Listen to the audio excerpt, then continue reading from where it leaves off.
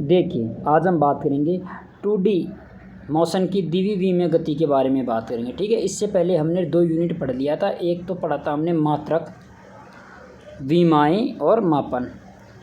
ठीक है, ये हमने पढ़ा था पहला यूनिट, और दूसरा यूनिट हमने पढ़ लिया था 1D एक विमीय गति। ठीक है, आज बात करेंगे हम किसकी, द्विविमीय गति की। ठीक है, सबसे पहला इसमें टॉपिक आता है द्विविमीय गति में प्रोजेक्टाइल, प्रक्षेप्य क्या होता है। ठीक है, तो सबसे पहले बात कर लेते हैं प्रोजेक्टाइल क्या होता है। एक वस्तु जो बिना खपत की सिर्फ गुरुत्व के प्रभाव में वायुनलंब में गति करती है, प्रक्षेप्य कहलाती है।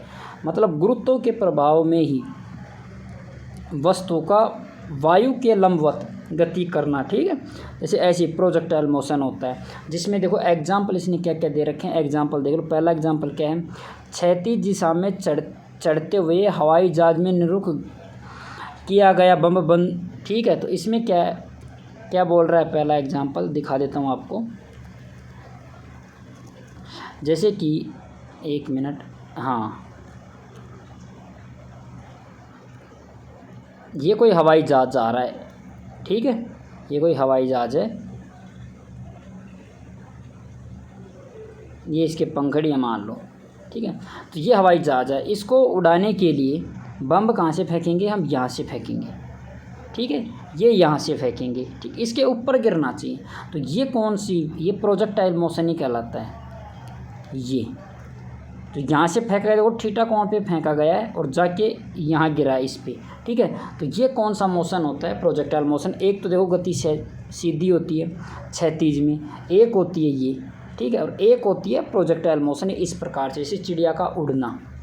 ठीक है, जैसे धनुष द्वारा, देखो सेकंड एग्जांपल इसने दे रखा है क्या, धनुष से चलाया गया तीर, ये थर्ड है। तो धनुष से बाण चलाते हैं ना, तो ये धीरे धीरे धीरे गति ऐसे करता है और फिर नीचे ऐसे आता है धनुष। ठीक है, कभी भी सीधा नहीं जाता है, सीधा भी जाता है तो वायु के प्रभाव से धीरे धीरे नीचे आना शुरू हो जाता है। ठीक है, तो ये धनुष द्वारा चलाया गया तीर है।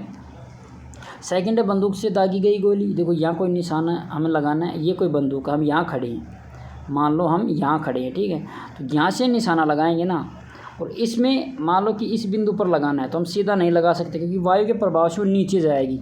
इसलिए हमें प्रोजेक्टाइल मोशन करना पड़ेगा और निशाना यहाँ साधना पड़ेगा, यहाँ। तो यहाँ साधेंगे तब इस पर टारगेट होगा। तो ये कौन सा मोशन है, देखो ये गया जो, ये प्रोजेक्टाइल मोशन है। ठीक है, तो इसे बोलते हैं प्रोजेक्टाइल मोशन। ओके, अगला देखो खिलाड़ी द्वारा फेंका गया भाला। तो भाला भी ऐसे फेंकते हैं, तो भाला ऐसे फेंकते हैं कि देखो ये ऐसे जाता है भाला, मैक्सिमम हाइट पे जाता है यहाँ पर, और उसके बाद फिर नीचे वापस आना शुरू कर देता है। ठीक है, तो ये ऐसे जाता है भाला। ठीक है, तो ये भी सभी एग्जाम्पल क्या प्रोजेक्टाइल मोशन के हैं। प्रोजेक्टाइल मोशन का मतलब होता है कोई भी वस्तु, देखो सिंपल, पहले वेग बढ़ता है, फिर एक स्थिति पर वो जीरो हो जाता है वेग, और उसके बाद धीरे धीरे शुरू होता है कम होना। ठीक है, तो उसका गुरुत्वीय त्वरण यहाँ पर क्या होता है, यहाँ आता है, तो क्या होता है, -g होता है, नेगेटिव होता है, क्योंकि नीचे की ओर आ रहा है। ठीक है, तो हम बात करेंगे यही प्रोजेक्टाइल मोशन की। अब एक एक की बात कर लेते हैं। देखो प्रक्षेप्य गति के प्रकार, टाइप ऑफ प्रोजेक्टाइल मोशन, तो इसमें है त्रियक प्रक्षेप्य गति, फिर क्षैतिज प्रक्षेप्य, और एक होता है नत समतल पर गति। ठीक है, तो हम एक एक की बात करेंगे। यहाँ पर देखो दे रखा है, सबसे पहले एक मिनट, यहाँ नहीं दे रखा। ठीक है, तो जस्ट इससे अगले वाले में दे रखा है गति के प्रकार। तो सबसे पहले हमने क्या है, त्रियक प्रक्षेप्य गति लिया है। ठीक है, ऑब्लिक प्रोजेक्टाइल मोशन, इसमें क्या होता है, त्रियक प्रक्षेप्य क्या होता है। देखो त्रियक में सबसे पहले यहाँ कोई खड़ा व्यक्ति, कहाँ, यहाँ खड़ा व्यक्ति किसी भी गेंद को ऐसे फेंकता है, तो गेंद अधिकतम ऊंचाई पर जाता है यहाँ पर, फिर उसके बाद धीरे धीरे घटना शुरू करती है, फिर वापस पुनः उसी धरातल पर आ जाती है। तो देखो यहाँ से देखो फेंका गया भाला और यहाँ वापस आ गया, तो मैक्सिमम हाइट ये है। ठीक है, तो ये h मैक्सिमम हो गया, इसका हाइट मैक्सिमम। ठीक है, और यहाँ से चला है ये, तो किसी बिंदु की, मान लो इस बिंदु की बात करते हैं। ठीक है, तो इस बिंदु पर वेलोसिटी दो प्रकार से होगी, टूटती है। ये थीटा कोण है, तो ये भी क्या होगा, थीटा होगा, सिंपल बात है। ठीक है, तो अब मैं सही हिसाब से बना देता हूँ ये चित्र, बिल्कुल यहाँ करके, और ये प्रोजेक्टाइल मोशन की बात कर रहा है यहाँ से, ठीक है। तो यहाँ से हम फेंकेंगे किसी भी गेंद को, ओके, यहाँ से फेंकेंगे। ये थीटा कोण है, ये है एक्स अक्ष की ओर और ये है वाई अक्ष की ओर। देखो अच्छे से देख लेना, एक बार ही बताऊँगा। तो इसी हिसाब से इनिशियल वेग क्या है, यू है, ठीक है। तो इस नीचे की ओर आएगा यू कोस थीटा और इधर आएगा यू साइन थीटा। अब ये मैथ में इतना तो पढ़ाई होगा कि थीटा की साइड, देखो ये थीटा है ना, तो इसकी साइड नीचे आएगा कोस थीटा और इसके जस्ट विपरीत में साइन थीटा था। ये क्यों आता है, ये पाइथागोरस प्रमेय लगा के किया जाता है, ठीक है। तो इतना ध्यान होना चाहिए आपको, ठीक है। तो इनिशियल वेग क्या है, यू है, ठीक है। एक बिंदु पर यहाँ पर इस देखो ये मैक्सिमम हो गया, तो यहाँ पर वी वाई क्या हो गया, 0 हो गया, ठीक है। क्योंकि वाई की दिशा में है, एक्स हमेशा कांस्टेंट ही रहता है। कैसे रहेगा, देखो यहाँ से जाएगा तो इस कण पे भी एक्स का मान यू कोस थीटा है, इस कण पे भी यू कोस थीटा है, ठीक है। ये चेंज हो रहा है क्योंकि ये हाइट बढ़ रहा है, तो हाइट बढ़ेगा तो साइन थीटा, मतलब जो वाई एक्स की तरफ है वो वेग परिवर्तित होता है, एक्स एक्स की तरफ अपरिवर्तित रहता है। सिर्फ एक्स एक्स की तरफ तो सीधा एक ही रहता है, कोस थीटा ही, ठीक है। तो ये बात याद रखना, एक्स एक्सिस में कभी भी वेग, प्रक्षेप्य में कभी भी वेग नहीं बदलता है, ओनली फॉर वाई एक्स में बदलता है, ठीक है।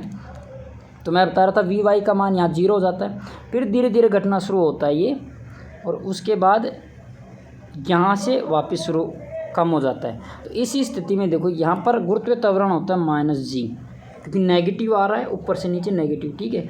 और जो हाइट है ये होता है एच मैक्सिमम, ये याद रख लेना, हाइट मैक्सिमम होती है ये, ओके। तो ये दो बात याद रखना। अब अपने पास आता है प्रक्षेप्य पथ का समीकरण, एक देखो इसमें, एक मिनट, हाँ, प्रक्षेप्य पथ का समीकरण। एक प्रक्षेपक को थीटा एंगल पर, देखो ये थीटा एंगल है, यू वेग से, ये यू वेग है, यू वेग से फेंका जाता है तो यू के दो लंबवत घटकों में भी वियोजित किया जा सकता है। देखो इसको ही, इस बिंदु पर भी अगर बात करें, इस बिंदु पर, तो इसका भी 2 भाग करेंगे, तो ये यू कोस थीटा हो जाएगा इस, और ये यू साइन थीटा हो जाएगा। अगर थीटा ना ले तो ये इस स्थिति पर एक्स ले लो साइन, देखो मैं हाँ इसे दर्शा रहा हूँ, ठीक है, रेड से, यहाँ से हो जाएगा, ये एक्स मान लो यहाँ पर, तो ये यू कोस एक्स हो जाएगा और ये यू साइन एक्स हो जाएगा, ठीक है। शुरू में थीटा है, बाद में एक्स एंगल ले लिया, तो इस बिंदु पर देखो 2 लंबवत घटकों में विभाजित हो गए, कौन कौन से में, एक तो यू साइन एक्स और एक यू कोस एक्स आ गया, ठीक है। तो देखो इसका समीकरण होता है वाई बराबर एक्स होता है, जो ए मैक्सिमम पर जा रहा है ना एक्स, तो एक्स टेन थीटा माइनस का हाफ जी एक्स स्क्वायर। देखो ये माइनस क्यों आया, क्योंकि देखो माइनस जब नीचे आ रहा है ये, एक मिनट इसको हटा देता हूँ मैं, ठीक है।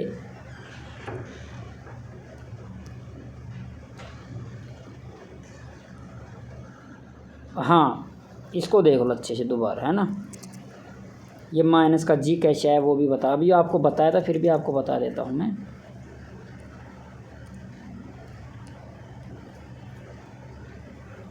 ये थीटा है, तो ये देखो मैक्सिमम पर के बाद घटना शुरू होता है यहाँ से, और ये घटना घटते घटते यहाँ पर आ जाता है, तो इसी स्थिति में ये -g होता है, इसलिए ये माइनस का चिन्ह लगा, ठीक है। तो माइनस का 1/2 g x square by 2 you square cos square का थीटा, ये कोस थीटा है, यू कोस थीटा है, ठीक है। तो ये था अपने पास प्रक्षेप्य गति का पथ का समीकरण। तो कभी भी ये पूछ लेता है कई बार कि प्रक्षेप्य पथ का समीकरण क्या होता है, तो y बराबर एक्स टेन थीटा माइनस का half G x square 2 you square cos square का थीटा होता है, ठीक है। अब बात करते हैं जस्ट अपन अगला क्वेश्चन का नाम, अगला टॉपिक है उड्डयन काल। प्रक्षेपक गति में जो ये किसी गेंद को फेंका जाता है तो उसके जाने आने में जो समय लगता है ना, वो उड्डयन काल कहलाता है। देखो क्या रखा है, प्रक्षेप्य द्वारा ऊपर जाने तथा उसी तल पर जहाँ से भाला फेंका गया वापस आने में लगा समय। मतलब यहाँ से कोई गेंद फेंकी गई, यहाँ पर गया, फिर वापस आ गया, तो यहाँ से पहले तो ऊपर गया, यहाँ तक पहुँचा, और उसके बाद ये यहाँ से नीचे आया। इन दोनों समय को ही ऐड किया जाता है, तो यही होता है। तो इसको कैसे निकालते हैं ये देख लो। अब यहाँ पर हमने 1D काम आएगा, 1V में गति काम आएगी। 1V में गति में हमने एक समीकरण पढ़ी थी, अगर याद हो तो आपको, हमने पढ़ी थी कि S बराबर होता है UT प्लस का हाफ GT², पढ़ा था हमने, ठीक है। तो S बराबर S होता है विस्थापन होता है, U होता है इनिशियल वेग होता है, T टाइम होता है, G गुरुत्वीय त्वरण होता है, ठीक है। तो देखो यहाँ पर हम प्रोजेक्टाइल मोशन की बात करेंगे, थोड़ा सा और छोटा करके मैं इसको समझा रहा हूँ, ठीक है। ये प्रोजेक्टाइल मोशन अपने पास यहाँ से चला, ये थीटा है, इस स्थिति में मान लो ये यू वेग है, तो ये होता है यू कोस थीटा और ये होता है यू साइन थीटा, ठीक है। ये कौन सा है, ये तो है वी वाई, देखो इनिशियल में यू वाई, यू का ही घटे हुए, ये यू एक्स है, और मैक्सिमम पे वी वाई का मान आ गया 0, क्योंकि एक स्थिति आती है कि वहाँ पर रुक जाती है, उसके बाद वेग धीरे धीरे कम होता है, पहले बढ़ता है, फिर एक स्थिति पर वेग का मान 0 हो जाता है। तो ये वही बिंदु है, मैक्सिमम पर वेग का मान 0 हो जाएगा, ये याद रख लेना, ठीक है। अब बात करते हैं अपने समीकरण को लेकर, ये इतना याद रख लेना। उसके बाद जो ग्रेविटेशन आता है ना, ये माइनस का जी होता है, ठीक है, ये माइनस का जी होता है गुरुत्वीय त्वरण, क्योंकि नीचे आता है तो त्वरण विपरीत दिशा में जाता है, ठीक है। अब अपने इस समीकरण एक समीकरण की बात करते हैं। अब S का मान,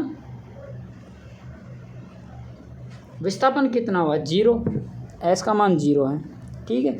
U देखो ऊपर की तरफ जा रहा है, ये तो अपने पास सिर्फ Y का ही बदलेगा, तो Y का मान क्या है, U sine theta, U sine theta. T देखो G क्या है, प्लस का कर दो ऐसे कैसे समीकरण में हाफ, G क्या है नेगेटिव, तो माइनस का G और T² कर देते हैं ऐसे कैसे, ठीक है। तो देखो ये माइनस प्लस, ये तो माइनस, ये प्लस, ये माइनस होगा, तो ये इधर लेके आएंगे ऐसे ही, तो ये प्लस हो जाएगा, तो half GT² equal to U sine theta into T, ठीक है। और हम देखें T से T कट गया, ठीक है, और यहाँ पर हमें T का मान चाहिए, तो T बराबर क्या होता है, T बराबर देखो U साइन थीटा ऐसे कैसे, और ये 2 नीचे इधर जाएगा, 2 ऊपर, और G ऐसे कैसे, ठीक है। नहीं समझ में आया तो 1 मिनट देख लो, दोबारा बता रहा हूँ मैं, 1 मिनट इसको मिटान के देखो। T से तो T गया, तो अपने पास क्या क्या बचा है, हाफ GT बराबर U साइन थीटा, ठीक है। T का मान चाहिए, तो ये इधर बैठते हैं, तो 2 U sine theta by G, यही था, ओके। तो ये टाइम का सूत्र आ गया। तो उड्डयन काल में जो समय लगा ना, ये क्या है, 2U sine theta by G है, ओके। अब इसको थोड़ा सा छोटा कर लेता हूँ मैं, 1 मिनट,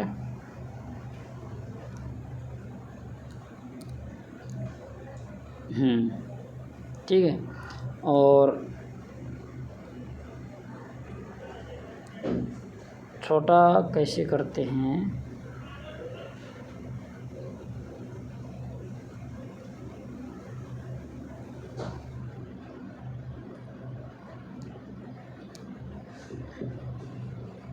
तो ये मैंने समझा दिया, T बराबर 2U sine theta by G, ये कैसे आया, ठीक है। तो ये याद रख लेना, भाई इसको मैं मिटान रहा हूँ, ओके, क्योंकि अपने पास सूत्र ऑलरेडी लिख रखा है। क्या T बराबर अपने क्या आया था अपने पास, T बराबर अभी आया था, देखो ये लिख रखा, T बराबर आया था 2U sine theta by G, okay, तो ये समझ में आ गया। अब अगला बात कर लेते हैं हम क्षैतिज परास। क्षैतिज परास क्या होती है? मैक्सिमम दूरी, भाला फेंकने के बाद वो वापस आया ना, तो मैक्सिमम दूरी के कितनी है। देखो ये बात कर रहा है, यहाँ से फेंका गया भाला और फिर ये यहाँ तक आने में, तो ये जो आर है ना, इसे बोलते हैं क्षैतिज परास, तय की गई दूरी। ठीक है, ये थीटा पे है, तो वही बात है, ये तो क्या हो गया यू कोस थीटा और ये हो गया यू साइन थीटा। इस पर वी वाई का मान मैक्सिमम पर 0 है, ये यू वाई है और ये यू एक्स है। ठीक है, तो क्षैतिज परास क्या होता है? दूरी क्या होती है? देखो चाल बराबर क्या होता है? चाल बराबर होता है दूरी बटा समय। तो दूरी क्या होती है? दूरी होती है चाल गुणा समय। ओके, ये समझ में आ गया। तो चाल क्या है अपनी प्रोजेक्टाइल मोशन में? ओनली फॉर एक्स तो फिक्स है, गति कौन करता है? तो वाई। अब इस बार देखो क्षैतिज परास एक्स एक्स में है, वाई में नाप रहे हैं, तो अगर आप देखोगे तो ये एक्स एक्स की बात कर रहे हैं हम इसकी, तो एक्स एक्स में चाल क्या है? यू कोस थीटा है, तो इस बार लेंगे यू कोस थीटा। और समय क्या है? समय अभी देखा था हमने 2u sine theta by G. Okay, देखो u से u 2 बार ऐसे वो देखो 1 मिनट, u ऐसे कैसे दोनों बार ले तो यू स्क्वायर हो गया, फिर 2 cos theta sine theta 1 minute, ठीक है, बटे जी। तो u है, यू स्क्वायर ऐसे कैसे 2 कोस थीटा साइन थीटा किसका सूत्र होता है? साइन 2 थीटा का, साइन 2 थीटा बाई जी। तो यही दूरी आर का फॉर्मूला है। तो अधिकतम परास की बात करें, देखो अधिकतम की छोड़ो, पहले परास की बात करो, तो u square sine 2 theta by g. अधिकतम की बात करें तो थीटा बराबर 45 डिग्री पर ये अधिकतम होता है।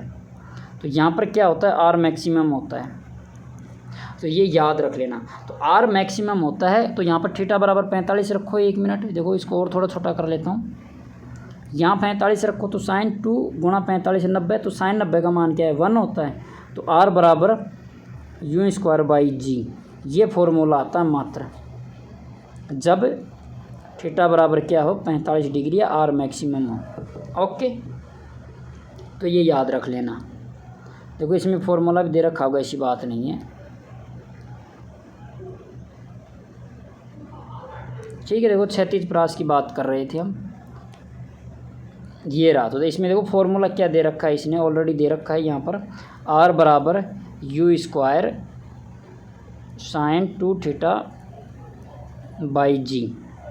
तो यही क्षैतिज परास है, ठीक है। तो हमने ये निकाल भी दिया है, देखो यहाँ पर u square sine 2 theta by g, ठीक है। अगला देखो अधिकतम ऊंचाई, मैक्सिमम ऊंचाई की बात करें, हाइट। तो हाइट की अभी बात कर रहे थे हम, यही तो बात कर रहे थे अभी। तो हाइट, देखो हाइट के लिए सबसे पहले वही प्रक्षेप्य गति की बात करेंगे, यहाँ से गया फिर ये नीचे आ गया, तो यहाँ पर ये हाइट है। ओके, ये एच मैक्सिमम है, ठीक है। तो इस स्थिति में बात करेंगे हम अपना जो एक वी में गति का एक सूत्र पढ़ा होगा अपने, वी स्क्वायर बराबर होता है यू स्क्वायर प्लस का 2GS, ठीक है। अगर मैक्सिमम की बात करेंगे तो वाई दिशा की बात करेंगे। तो वाई दिशा में वेग क्या होता है? देखो मैक्सिमम पे वी वाई का मान क्या होता है? 0 होता है। तो यहाँ पर वी वाई लिखेंगे, ये भी यू वाई, तो इसका मान 0 हो गया। यू वाई का मान क्या होता है? ये थीटा लिया था, तो यू एक्स बराबर क्या है? यू कोस थीटा, और ये था यू वाई बराबर क्या है? यू साइन थीटा, ठीक है। तो यू वाई का मान क्या है? यू साइन थीटा का होल स्क्वायर, और जी क्या है? ग्रेविटेशन नेगेटिव है यहाँ पर, तो जी नेगेटिव है, नीचे की ओर है, तो माइनस का 2GS। ओके, मैक्सिमम हाइट को एच लिख सकते हैं एच को, ठीक है। तो ये देखो जी एच बराबर क्या आ गया यू स्क्वायर साइन स्क्वायर का थीटा, और एच बराबर क्या हो गया, एक मिनट थोड़ा छोटा कर लेता हूँ मैं, एच बराबर क्या हो गया यू स्क्वायर साइन स्क्वायर का थीटा बाई 2g। ठीक है, और यही मैक्सिमम का है एच मैक्सिमम। ठीक है, तो एच मैक्सिमम बराबर क्या हो गया यू स्क्वायर साइन स्क्वायर का थीटा बाई 2g। देखो इसमें भी यही लिख रखा है you square sine square theta by 2g। तो ये था प्रोजेक्टाइल मोशन में अधिकतम ऊंचाई, हमने क्षैतिज परास देख लिया, आवर्त उड्डयन काल देख लिया इसका। ठीक है, और अधिकतम ऊंचाई होता है अधिकतम बिंदु पर पहुंचना जहाँ पर वेग 0 हो जाता है। ओके, तो ये था यू स्क्वायर साइन स्क्वायर का थीटा बाई 2g। तो ये याद रख लेना कैसे, देखो फॉर्मूला मैंने ऑलरेडी दे रखा है इसमें, अगर आप देखोगे तो ये मैंने फार्मूला दे रखा है, देखो ये, लेकिन फार्मूला कैसे बना है वो ज़रूरी है। तो ये हमने देख लिया। अब बात करते हैं वृत्तीय गति। वृत्तीय गति क्या होती है, एक एक ही बात कर लेते हैं। ठीक है, इसमें देखो इम्पोर्टेंट पॉइंट है वृत्तीय गति। द्विविमीय विमीय गति का एक अन्य महत्वपूर्ण उदाहरण है। वस्तु को वृत्तीय गति कराने के लिए इसे कुछ प्रारंभिक वेग देना चाहिए तथा इस पर लगने वाला बल हमेशा ताक्षणिक वेग के लंबवत होता है। जैसे ये कोई सर्किल है, यहाँ से किसी वस्तु को वेग दिया जाता है v, तो बल हमेशा इसके लंबवत लगेगा f। ठीक है, अगर इसी कण की बात करें तो यहाँ पर दिया जाता है v, तो यहाँ पर बल लगेगा f। इसी की बात करें इस बिंदु पर, यहाँ लगेगा v, तो इस पर लंबवत लगेगा बल f। तो बल हमेशा लंबवत होना चाहिए। ठीक है, इसमें ये बोल रखा है चूँकि यह बल सदैव विस्थापन के लंबवत होता है। विस्थापन का मतलब यहाँ धक्का दिया तो इधर खिसका, लेकिन किधर खिसका, देखो इधर खिसका, लेकिन बल हमेशा इसके लंबवत है। ठीक है, विस्थापन के लंबवत होता है बल, अतः कण पर बल द्वारा कोई कार्य नहीं किया जाता। ये देख लो, बल पर कोई कार्य क्यों नहीं किया जाता, क्योंकि बल वर्क का सूत्र होता है एफ डॉट एस या होता है एफ एस कोस थीटा।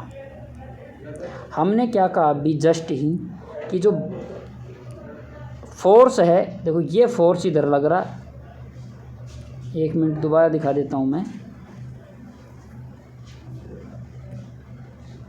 अच्छे से देख लो। ये कोई सर्किल है, ठीक है, और इस पर ये कोई, यहाँ पर हम विस्थापन करें v वेग से, तो इसका बल हमेशा लंबवत f लगता है। तो देखो विस्थापन ऐसे है, बल है, तो इसके बीच में लंबवत है 90 डिग्री है, तो मतलब एंगल कितना है 90 है। तो एफ एस कोस 90, और कोस 90 हमें पता है 0 होता है, तो टोटल वर्क कितना हो गया 0 हो गया। तो ये याद रखना, वृत्तीय गति में, गति के अंदर बल के द्वारा किया गया कार्य 0 होता है। देखो ये बात बोल रहा है, कौन सा, देखो कोई कार्य नहीं किया जाता। ठीक है, अतः इसकी गतिज ऊर्जा तथा चाल अप्रभावित रहती है। तो ये भी याद रख लेना, चाल और गतिज ऊर्जा हमेशा अप्रभावित रहती है, परंतु बल एवं वेग की परस्पर क्रिया के कारण कण परिणामी पथ अनुदिश गति करता है। जो एक सर्किल है, देखो ऐसे ही फोर्स लगता है, इधर वेग है, इधर फोर्स लगता है। ठीक है, इसे इधर वेग है तो इधर फोर्स लगता है, तो ये लंबवत चलता रहता है। अतः गति दो प्रकार से वर्गीकृत किया जा सकता है, एक समान वर्तीय गति और असमान वर्तीय गति। जो एक समान वेग से गति करती रहती है सर्किल में एक समान गति होती है, असमान में असमान होता है। तो ये आपको बता दिया कि कार्य 0 क्यों होता है वर्तीय गति में। ठीक है, अब इसकी अगली बात करते हैं, वर्तीय गति के चर कौन कौन से होते हैं। कोणीय वेग, देखो एक वेग सिंपल होता है विस्थापन में परिवर्तन की दर, लेकिन कोणीय वेग क्या होता है, वही कोणीय विस्थापन में समय के सापेक्ष परिवर्तन की दर को कोणीय वेग कहते हैं, सिर्फ कोणीय लग जाता है। अब ये याद रख लेने की बात नोट करके, जो कोणीय विस्थापन है, ये याद रख लेना, कोणीय विस्थापन को थीटा से अभिव्यक्त करते हैं। ठीक है, ये आयामहीन होता है या इकाईहीन होता है। ठीक है, आयामहीन होता है, आयामहीन होता है और इसी को क्या बोलते हैं, इसकी इकाई है ना रेडियन होती है। इकाई क्या होती है, रेडियन होती है, और रेडियन हमेशा आपको पता है विमाहीन राशि है, विमाहीन राशि है। ठीक है, तो ये याद रख लेना। कोणीय विस्थापन क्या है, आयामहीन होता है और इकाई रेडियन होती है, तो इसलिए विमाहीन होता है। और कोणीय वेग को कोणीय विस्थापन को थीटा से अभिव्यक्त करते हैं। अब आता है कोणीय वेग, इसी की बात कर लेते हैं। कोणीय वेग ओमेगा, देखो कोणीय वेग को ओमेगा से दर्शाते हैं। तो कोणीय वेग ओमेगा, ओमेगा बराबर क्या होता है, विस्थापन में परिवर्तन की दर, ठीक है। तो कोणीय विस्थापन क्या होता है, थीटा होता है, ये याद रख लेना, बटे समय होता है। तो देखो डेल थीटा अपॉन में डेल समय, इसे बोलते हैं D theta by D T. तो यही क्या होता है, यही होता है कोणीय वेग। ओके, अगर इसकी बात करें देखो विमा की, पहले विमा छोड़ो, पहले मात्रक देख लो। मात्रक क्या होता है, देखो समय का तो टी होता है, ये विमाहीन होता है। तो क्या होता है, इसकी क्या होती है, तो रेडियन इकाई होती है, रेडियन। और ये क्या होता है, ये टी होता है, तो रेडियन पर सेकंड, रेडियन प्रति सेकंड। तो रेडियन पर सेकंड किसका होता है, कोणीय वेग का, इसे बोलते हैं डिग्री प्रति सेकंड। देखो ये डी थीटा मतलब होता है डिग्री होता है, इसे बोलते हैं डिग्री प्रति सेकंड भी बोल सकते हैं, प्रति सेकंड की बात करते हैं। तो ये क्या है, ये इसका मात्रक है। अगर बात करें विमा की, देख लो विमा की बात करें तो विमा होता है एम एल टी। एम होता है मास, जीरो है, एल भी जीरो है, क्योंकि थीटा होना विस्थापन है, विस्थापन विमाहीन होते हैं तो जीरो है। और टी 1 है माइनस का, क्यों, क्योंकि नीचे समय होता है, समय में परिवर्तन की दर। तो ये विमा होती है M0 L0 T1। ओके, तो ये इसकी बात कर लिया हमने, किसकी, कोणीय वेग की। अब देखो इसमें ऑलरेडी पूछ भी रहा है कि कोणीय वेग के बारे में। तो कोणीय वेग क्या होता है, अभी हमने देखा था, वी ओमेगा बराबर क्या होता है, del theta by delta T, ठीक है। विमा क्या है, विमा है M0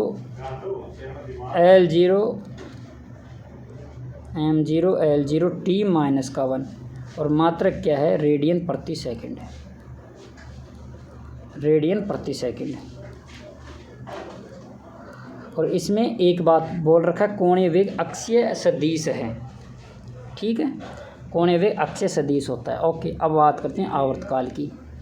आवर्तकाल क्या होता है, एक चक्कर में लगा समय वृत्तीय गति में किसी वस्तु द्वारा एक चक्कर पूर्ण करने में लिया गया समय उसका आवर्तकाल कहलाता है, ठीक है। आवर्तकाल को टी से दर्शाते हैं, समय से, तो ठीक है। मात्रक क्या होता है, समय होता है, सेकंड होते हैं भाई, आवर्तकाल का सेकंड होता है। और विमा क्या होती है, M0 L0 T होता है, T लिख दो, T1 लिख दो, ठीक है। तो ये होता है इसका मात्रक।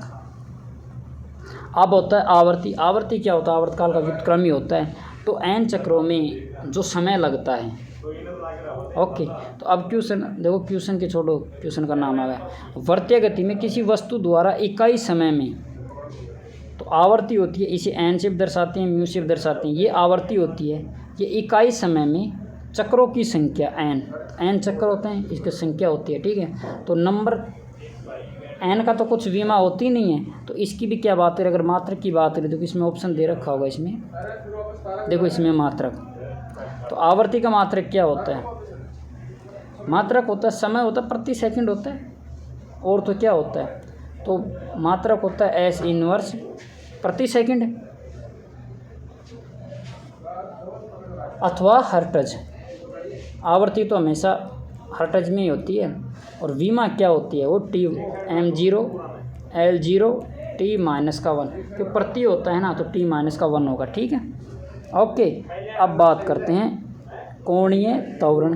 कोणीय त्वरण क्या होता है भाई, जिस प्रकार से त्वरण क्या होता है, वेग में परिवर्तन की दर, ठीक उसी प्रकार कोणीय गति में किसी वस्तु के कोणीय वेग में होने वाले परिवर्तन की दर को, देखो इसमें रखा डेल्टा टी समांतराल में वस्तु के कोणीय वेग डेल ओमेगा होता है, तब वस्तु का कोणीय त्वरण होता है, इसको ए से दर्शाते हैं। और ए बराबर होता है ना del omega by delta T. Okay, अब डेल ओमेगा क्या होता है, अभी हमने देखा था, तो डेल ओमेगा को हम लिख सकते हैं क्या, del theta by delta T, और ऑलरेडी एक नीचे डेल्टा टी है ही, ठीक है। डेल को डी थीटा लिख सकते हैं, डी थीटा, ठीक है। और इसमें कुछ गलती तो हुई है, देखो 1 मिनट रुक जाओ, 1 मिनट में देखो इसको मिटान के बता रहा हूँ आपको। हाँ, यहाँ से 1 मिनट, इसको लिख सकते हैं del omega by delta T, ठीक है। डेल ऐसे कैसे, ओमेगा का मान क्या होता है, ओमेगा होता है del theta by D T, D T नीचे कैसे कैसे, और डी टी एक नीचे ऐसे कैसे है, तो इसको क्या बोल सकते हैं, डेल स्क्वायर का theta by D T square, D T square, ठीक है। क्योंकि नीचे डी टी है और ऊपर देखो 2 डेल है तो डेल स्क्वायर आ गया। तो ये था ओमेगा का मान, डेल स्क्वायर, ठीक है। और मात्रक की बात करें तो वही है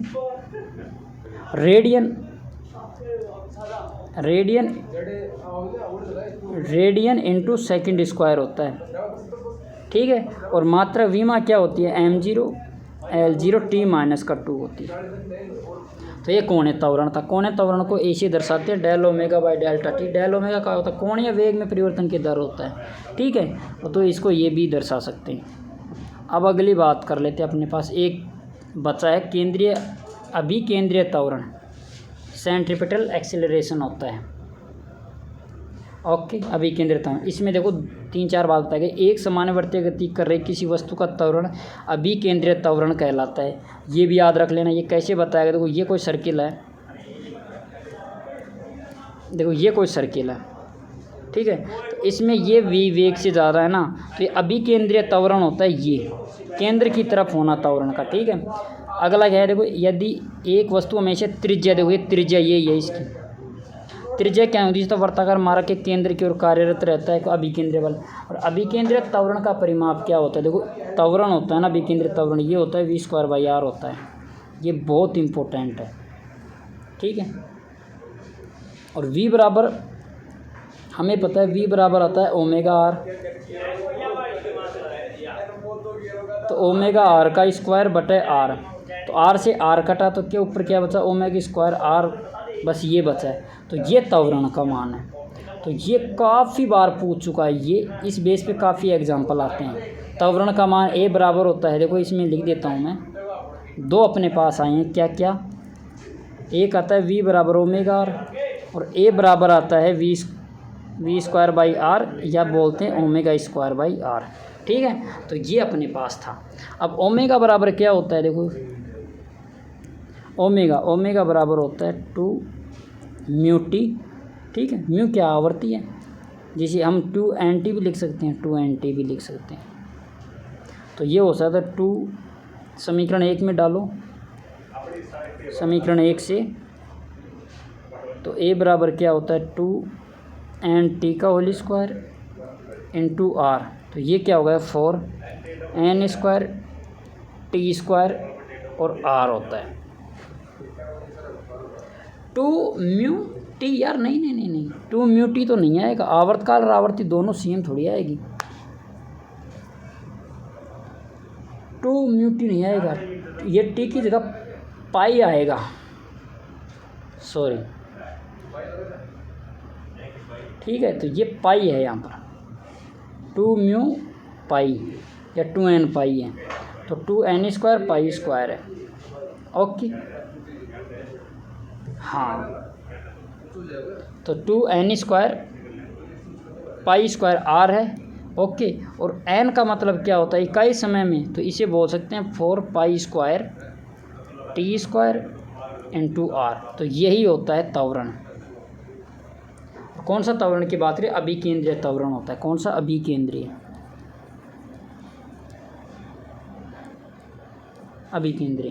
अभिकेंद्रीय त्वरण में क्यों होता है, देखो हमने a और v के मध्य माना है। अभिकेंद्रीय त्वरण का यही होता है कि एक समानुवर्तीय गति कर रहे किसी वस्तु का त्वरण, तो यही होता है एक समान में, ठीक है। ये एक केंद्र की तरफ त्वरण लगता है, v वेलोसिटी से गति करता है। तो ये अपने पास टॉपिक थे जिसमें हमने प्रक्षेप्य पढ़ा। प्रक्षेप्य गति में जो उसके कारक है, जैसे हमने उड्डयन काल पढ़ा है, अधिकतम ऊंचाई पढ़ा है, अधिकतम प्रास पढ़ी है। उसके बाद हमने देखा एक विमेय गति, उसमें कोणीय वेग, कोणीय त्वरण पढ़ा है हमने, और आवर्ती पढ़ा है, आवर्तकाल पढ़ लिया, अभिकेंद्रीय बल पढ़ा है, ठीक है। तो ये अपना था 2D। ओके, तो अपने पास ये था 2D के लिए। और अगला हम टॉपिक पढ़ेंगे, अगला यूनिट पढ़ेंगे। पहले 2 यूनिट पढ़ लेना अच्छे से, मैंने बता रखा है, तीसरा आज बता दिया। इसी क्वेश्चंस मैं लेके आ जाऊंगा, ठीक है, जब भी मुझे टाइम मिलेगा। वैसे मैं प्रैक्टिस सेट डाल भी रहा हूँ, ठीक है।